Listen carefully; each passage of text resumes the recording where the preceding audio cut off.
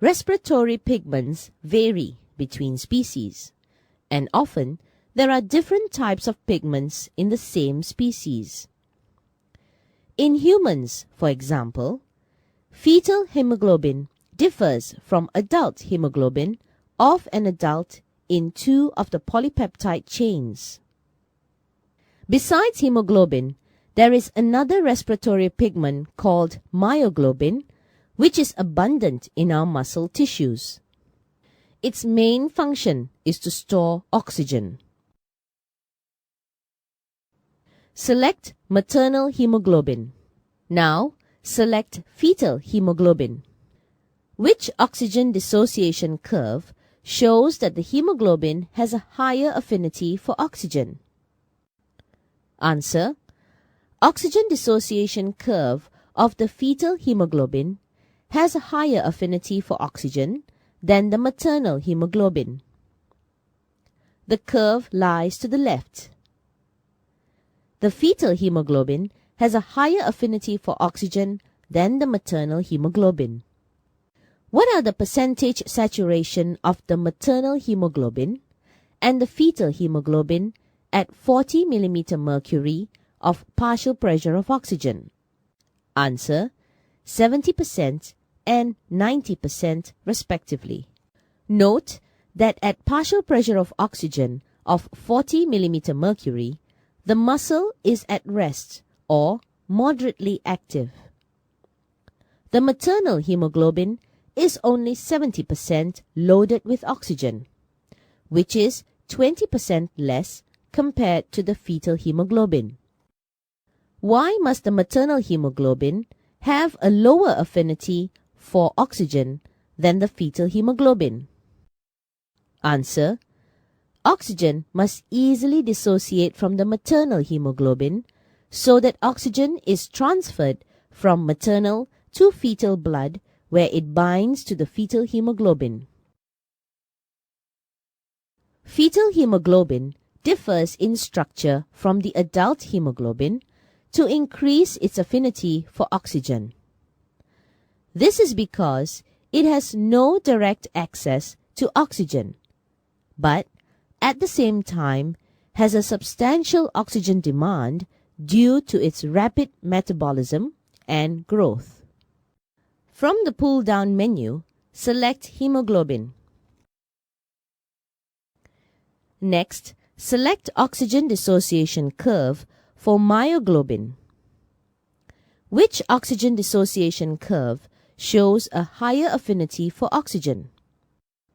Answer: oxygen dissociation curve for myoglobin has a higher affinity for oxygen than the hemoglobin. The curve lies to the left. What is the difference in the shape between the oxygen dissociation curve of the myoglobin and the hemoglobin? Answer: the myoglobin's oxygen dissociation curve is hyperbolic in shape, but the hemoglobin curve's is sigmoid. Why is the oxygen dissociation curve for myoglobin hyperbolic in shape? Answer: below 20 mm mercury, the percentage of oxygen saturation of myoglobin with oxygen decreases sharply from 75% to 0%. However, above 20 mm mercury, the percentage of oxygen saturation remains high and almost constant within the range of 75% to 85%. Below 20 mm mercury, the percentage of oxygen saturation of myoglobin decreases sharply. Explain why. Answer: the active muscle use up oxygen and release carbon dioxide at a very fast rate. The partial pressure of oxygen is very low in the muscle, causing the myoglobin to release the oxygen. Therefore, the percentage saturation of oxygen in the myoglobin decreases sharply. At what partial pressure of oxygen is the percentage of saturation of myoglobin always higher than that of the hemoglobin? Answer: below 50 mm mercury. This means that below partial pressure of oxygen of 50 mm mercury, hemoglobin has a lower affinity for oxygen than the myoglobin.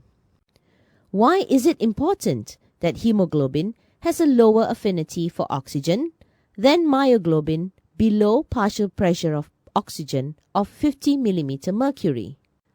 Answer: in the muscle, the oxygen dissociates from hemoglobin and oxygen is transferred to the myoglobin to be stored. Why is the percentage of oxygen saturation of hemoglobin higher than that of myoglobin above 50 mm mercury? Answer: the hemoglobin affinity for oxygen increases as the blood reaches the lungs, and thus the percentage of saturation with oxygen remains higher than that of myoglobin. Summary: the fetal hemoglobin has a higher affinity for oxygen than the maternal hemoglobin. As a result, the oxygen dissociation curve for the fetal hemoglobin lies to the left. Oxygen must easily dissociate from the maternal hemoglobin to the fetal hemoglobin so that it can be easily transferred from the maternal to the fetal blood. Myoglobin has a higher affinity for oxygen than that of the hemoglobin. As a result, the dissociation curve for myoglobin lies to the left.